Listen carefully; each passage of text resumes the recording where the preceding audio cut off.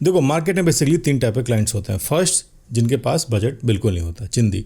Second, जिसके पास budget तो है लेकिन उसके पास ढंग का बंदा नहीं मिल रहा।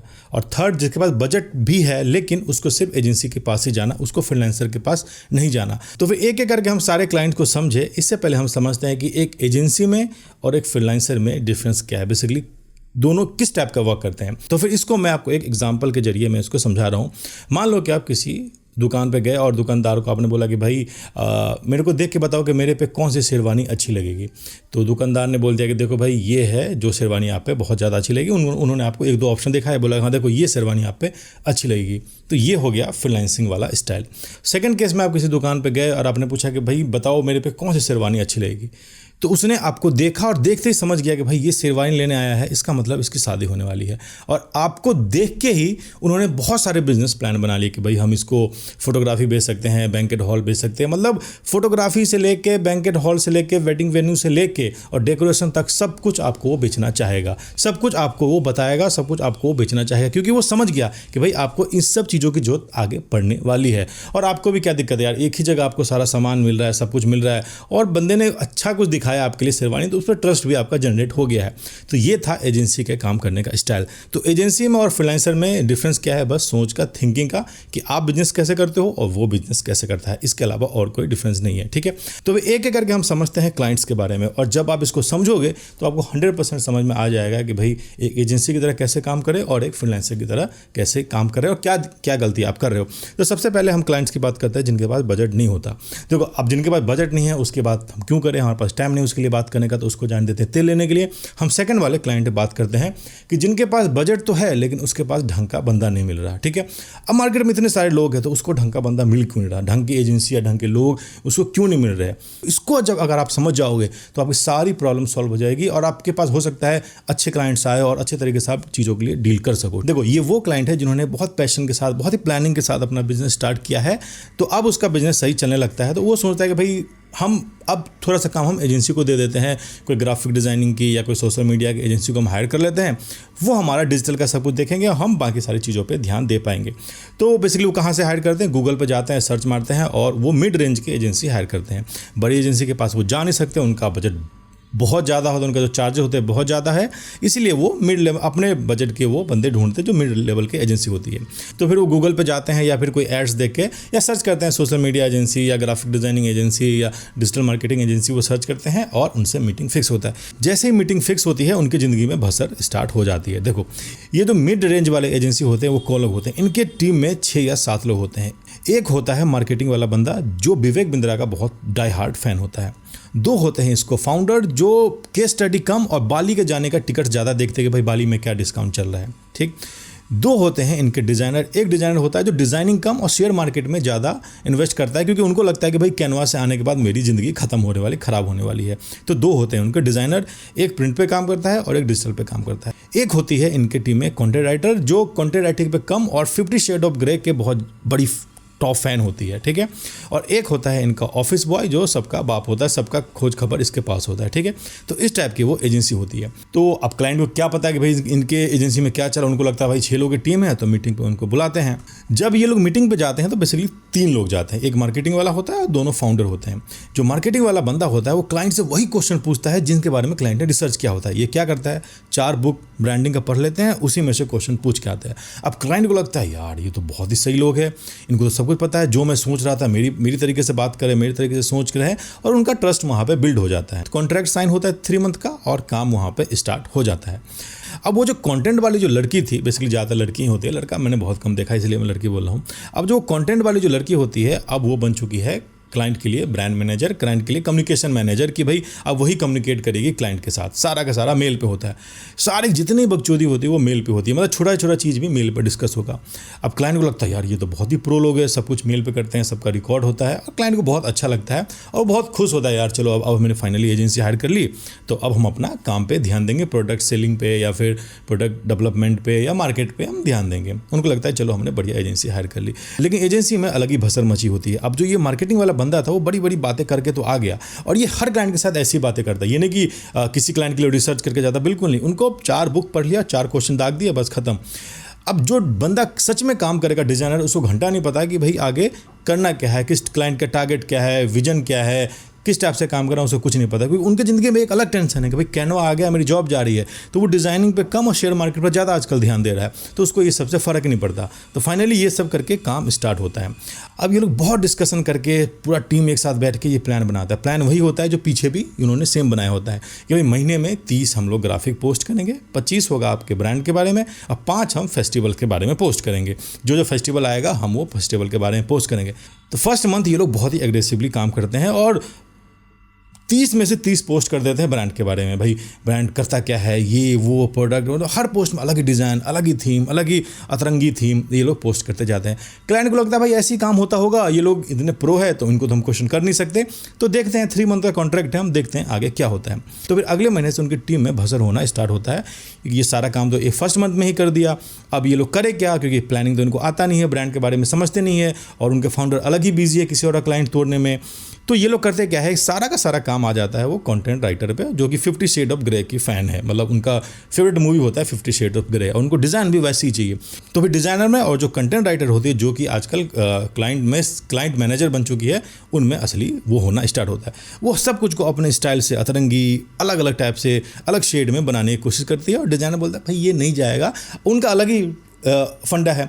तो फिर वो कहता नहीं तुम, मैं जो कर रही हूँ तुम वो करो ना। अब डिज़ाइनर कहता है तो तुम ही कर लो। तो फिर बस वो कैनवा पे डिज़ाइन करती है और क्लाइंट को भेज देती है। तो फिर क्लाइंट उसको अप्रूव कर देता है, क्योंकि क्लाइंट इसलिए नहीं अप्रूव करता कि वो अच्छा लग रहा है या प्रोफेशनल लग रहा है, क्लाइंट उस पर ट्रस्ट करता है, क्योंकि कम्युनिकेट तो वही कर रहा है ना। तो उनको लगता है वाह मैं तो एकदम चौड़ी हो गया, एकदम मतलब मैं तो कूल हूँ, मैं तो डिज़ाइनर से भी अच्छा डिज़ाइन कर लेती हूँ। और डिज़ाइनर को घंटा ही सबसे फ़र्क पड़ता है, वो अलग ही शेयर मार्केट में बिजी है, कौन डाउन जा रहा है कौन अप जा रहा है। और उनको लगता है कि भाई मैं अब डिज़ाइनर बन गई, अब कंटेंट राइटर भी अब डिज़ाइनिंग करेगी, तो कैनवा जैसे जैसे करके करवाती है, करके वो आगे भेजती है। अब क्लाइंट को धीरे धीरे समझ आने लगता है कि भाई ये लोग सिर्फ मेल खेलते हैं, बाकी इन लोगों को कुछ आता जाता है नहीं।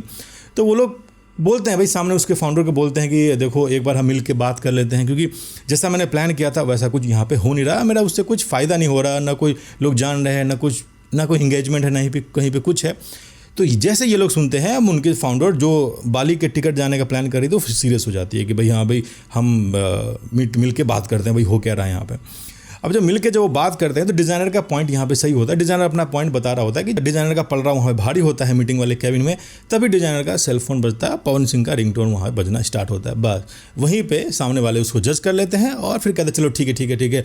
अब वो जो कंटेंट राइटर थी वही अब चीज़ों को लीड करेगी, वहीं पर चीज़ें मामला ख़त्म हो जाता है। ठीक है, अब ये सब चल ही रहा होता है कि सामने से क्लाइंट का मेल आ जाता है कि देखो भाई हमें कुछ दिन का ब्रेक चाहिए, और अभी तो फ़िलहाल ठीक है, आगे अभी हमें सोशल मीडिया को हम थोड़ा बंद कर रहे हैं, और आने वाले टाइम में अगर कोई ज़रूरत होगी तो हम आपसे वो काम कराएंगे, क्योंकि क्लाइंट पागल हो चुका है। ये लोग क्या है साले, बातें बड़ी बड़ी करते हैं, काम करने कुछ आता नहीं है।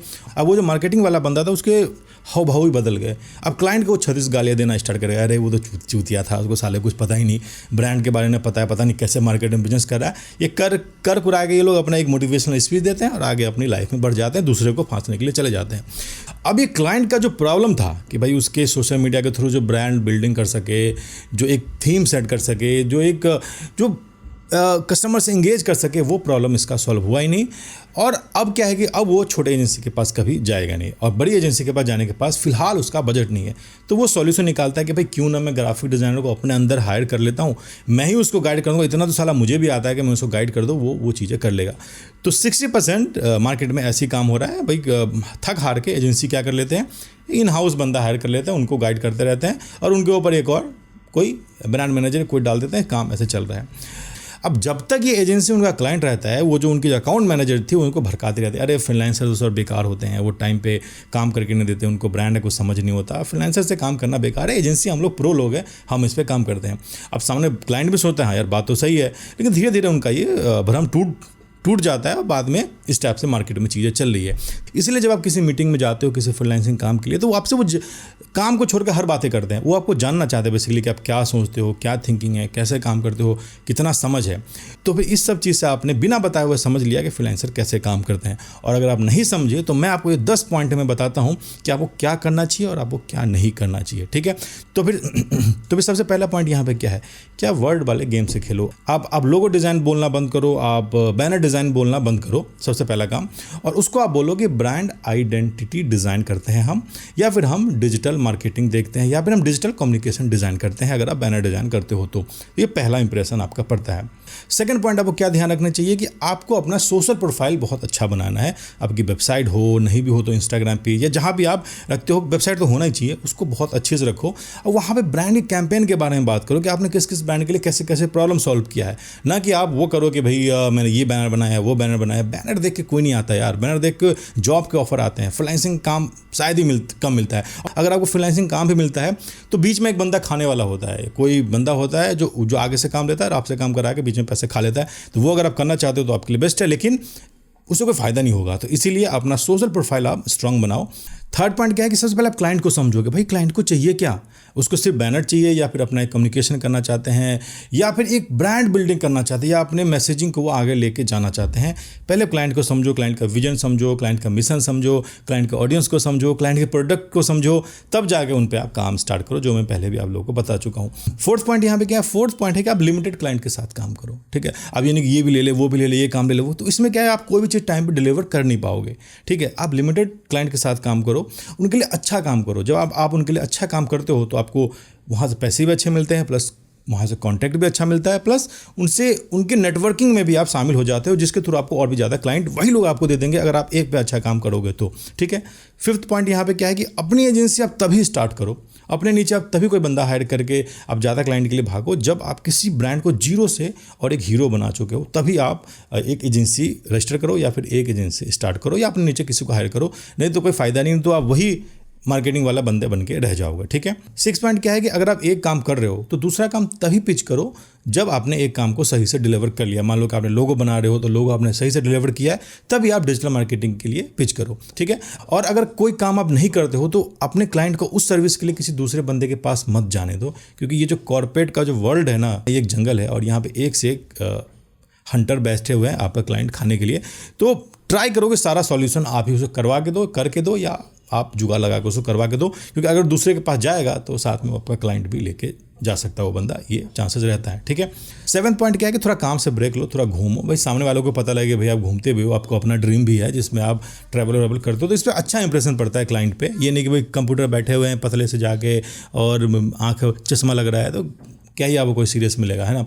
8 पॉइंट ये है कि भाई अपने ड्रेसिंग सेंस पे थोड़ा ध्यान दो, थोड़ा फिजिकल पे भी ध्यान दो, थोड़ा सा प्रेजेंटेबल बनो कि भाई सामने अगर बात करो तो लोगों को लगे हाँ भाई कोई बंदा बात कर रहा है। अगर आप एडिडास से पहने तो सामने वालों को लगे कि भाई बंदे ने एडिडास पहना हुआ है, इस तरीके से अपना वो बनाओ, ठीक है। 9th पॉइंट यहाँ पे क्या है कि हाँ अपना रिंग टोन बदलो, भाई अपना रिंग टोन चेंज करो। तो भाई ज़िंदगी में ना कभी कभी चमत्कार होते हैं और आज से आप भी इस बात को मानना स्टार्ट कर दोगे। देखो जब से मैं YouTube पे आया हूँ मैंने टोटल 8 या 9 कोर्सेज बनाए हैं और जिसका अगर मैं वेबसाइट के हिसाब से प्राइस बताऊँ तो अराउंड 10,000 के आसपास है।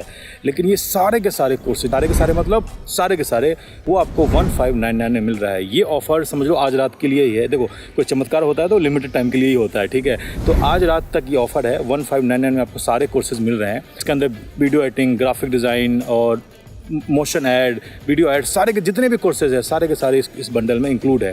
तो अगर आप बहुत दिन से प्लान बना रहे थे कि हाँ भाई राजीव का कोर्स लेना है तो ये वही मौका है जिसका आप बहुत दिन से वेट कर रहे थे। तो आई थिंक आपको ये मौका को चूकना नहीं चाहिए और लिंक नीचे डिस्क्रिप्शन में है, वहाँ जाकर आप इस कोर्स को इनरोल कर सकते हो।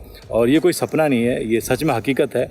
और नीचे लिंक है, जाओ और जल्दी से इसको इनरोल कर लो। सारे के सारे कोर्स है, जितने भी कोर्स है सब के सब कोर्स है इस बंडल में।